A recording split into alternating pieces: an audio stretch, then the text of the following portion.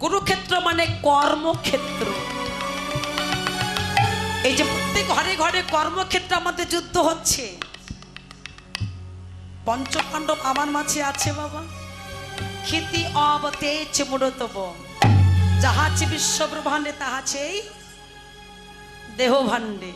তাহলে এই পঞ্চপাণ্ডব ভগবানকে সঙ্গে করে আমরা প্রতিনিয়তই যুদ্ধ করছি।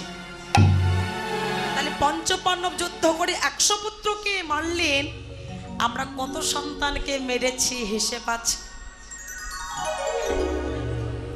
হিসেব না আমরা বলতে পারবো না।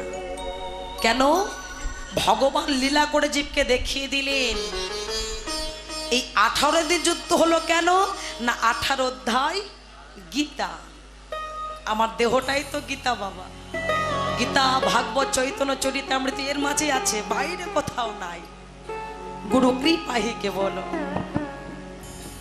তাহলে এই 18 তত্ত্ব, 18 মোকাম, চূড়া মধ্যে চূড়ামণি ব্রহ্ম পাশে স্থিতি, পাঠ মধ্যে মহাবিষ্ণু করেন বসতি, চক্ষুতে কালাচাঁদ করিতেছেন ধ্যান, নাসিকায় নিত্যানন্দ মধু করে পান, কর্ণেতে শ্রী চৈতন্য ঘোষা হয়ে সাবধান, মুখেতে ভদ্রাক্য 32 যোগান, জিহ্বাতে নারদমণি করে ক্রন্দল, জিহ্বা নিচে বসুরন্ধি কাই গঙ্গা জল, আলিজিবা সরস্বতী বামেতে শ্রীরাম, কণ্ঠতে শ্রীকানা বাহুতে বলরাম, হস্তদেবে শ্রী গোবিন্দ দানের অধিপতি, সপ্ততি জগন্নাথে করেন বসতি, নাভি বলে ব্রহ্ম সদা করিতেছেন লীলা, লিঙ্গলে মহাদেব লয়ে চন্দ্রকলা, কুচ্চদারে বসে আছে নাড়ুয়া গোপাল, কামিনীর সঙ্গে গেলে বড়ই রসাল, হাঁটুতে শক্তি স্থিতি বসুমতি পায়, এইসব 18 তত্ত্ব শোনো সমদয়, এইসব 18 তত্ত্ব যেই জন জানে, নরলোক তুচ্ছ তার দেব লোক মানে।